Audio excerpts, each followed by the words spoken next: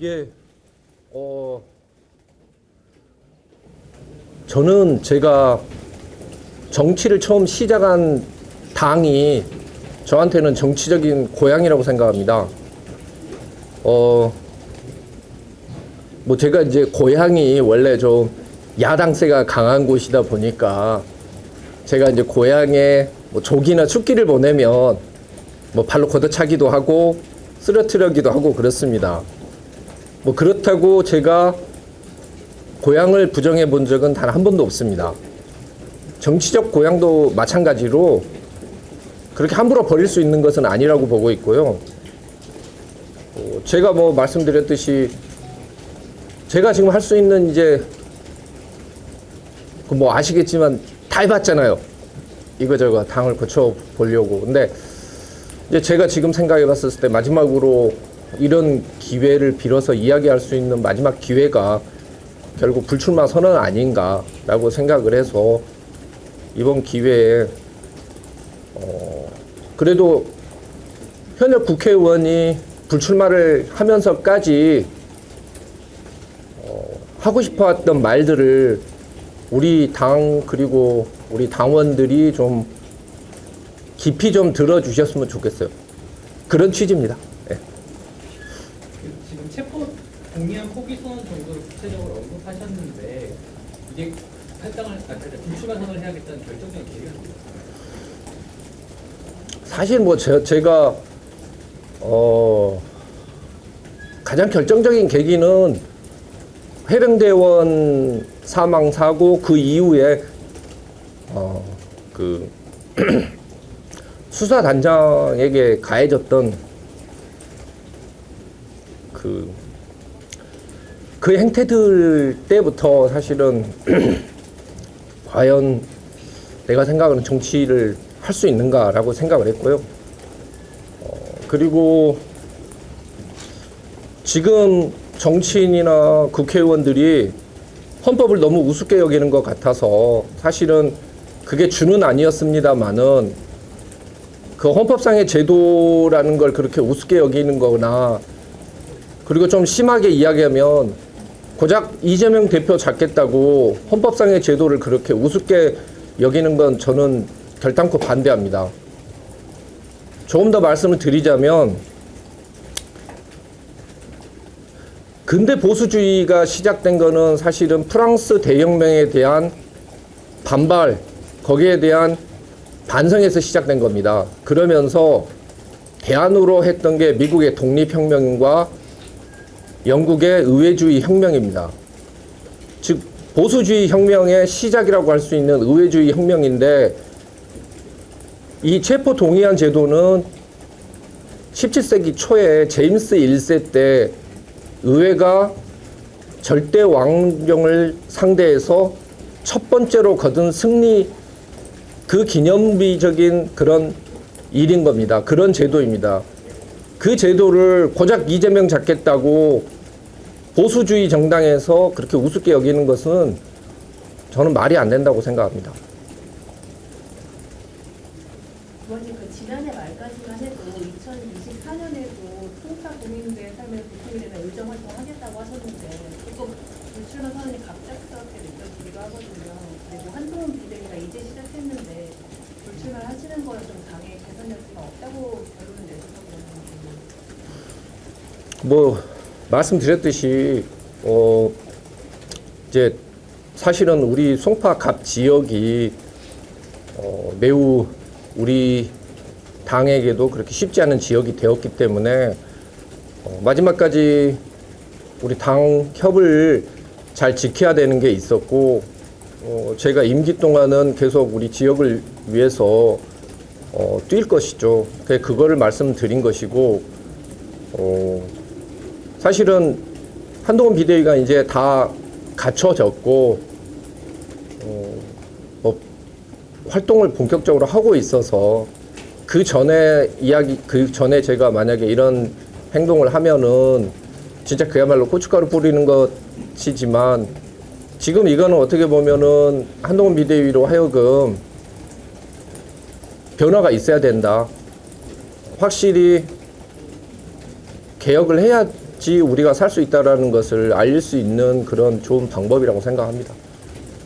그 개혁이라고 하면 정확하게 구체적으로 어떤 방향이세요? 제가 말씀드렸듯이 자, 우리 당 같은 경우에 수도권이나 중도층에게 매우 취약합니다. 그 이유는 그 수도권에 살고 있는 도시 중산층 이상의 우리 서민들에게 우리 당이 현실적인 도움을 지금 못 주고 있습니다. 그리고 이념적으로 봤을 때는 무슨 홍범도 장군을 느닷없이 그 역사에서 끌어내려서 마치 과거에 무슨 잘못을 한 사람인 것처럼 그렇게 취급을 하는 것 자체는 우리 당이 상당히 우경화되고 있다고 지금 보고 있는 거고요. 그래서 그런 것들을 좀 바꿔야겠죠. 제가 생각하기에 우리 당이 나갈 길은 결국 노동, 복지, 환경 이 세 가지 주제를 가져오느냐 못 가져오느냐가 우리 당의 생존을 결정을 지을 거라고 생각을 합니다.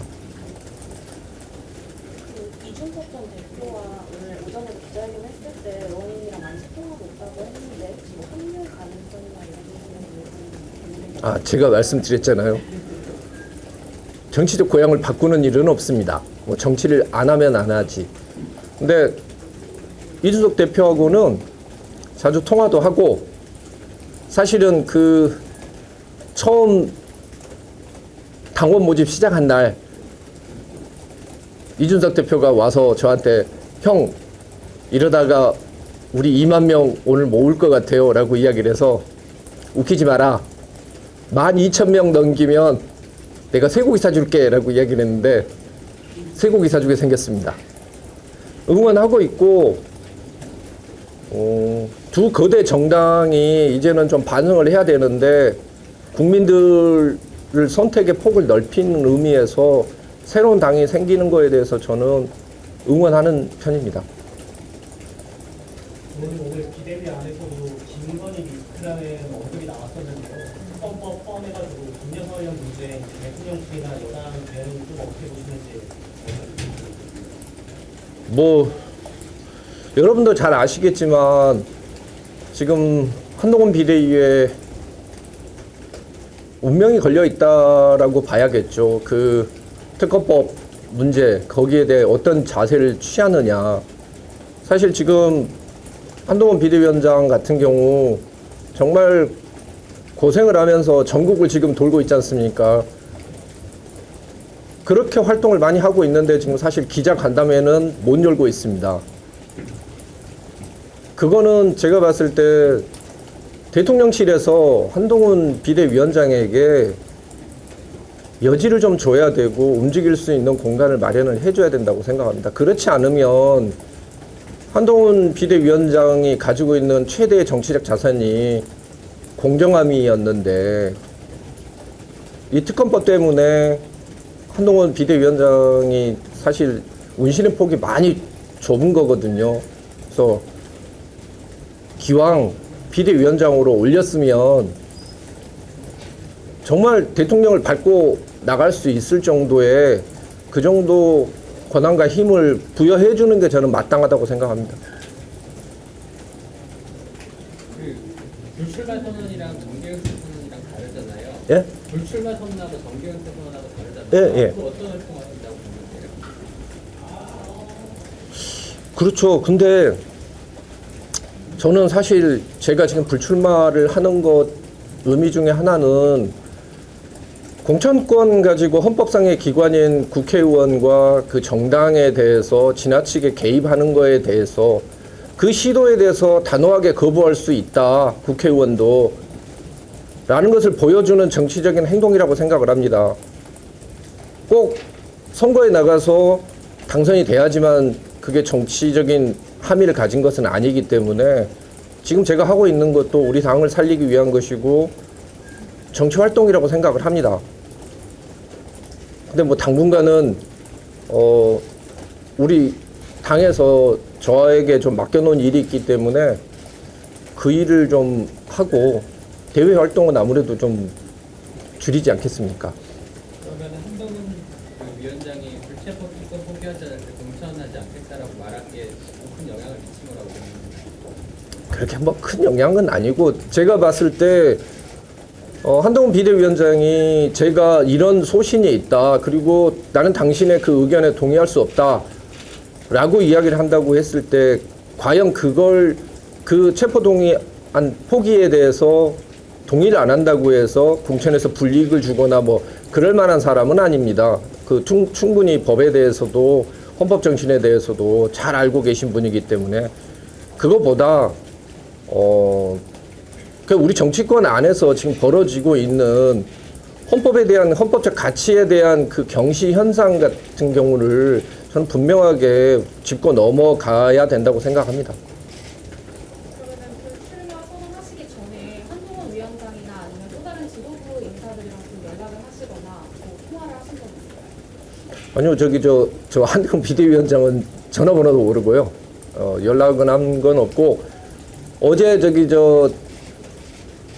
원내대표하고 원내수석께는 죄송하다라고 내일 가서 저 불출마 선언을 하겠다라고 말씀을 드렸습니다. 홍범도 장군 임명 문제에 대해서 지도부가 어떤 대응을 해야 하는지와 그 향후 탈당 계획이 있는지 물어보겠습니다. 일단 뭐 탈당 계획 같은 경우에는 제가 생각에 우리 당은 보수주의 정당인데 여기에서 더 우경화되면 사실은 남아있기가 매우 어려울 것 같고요.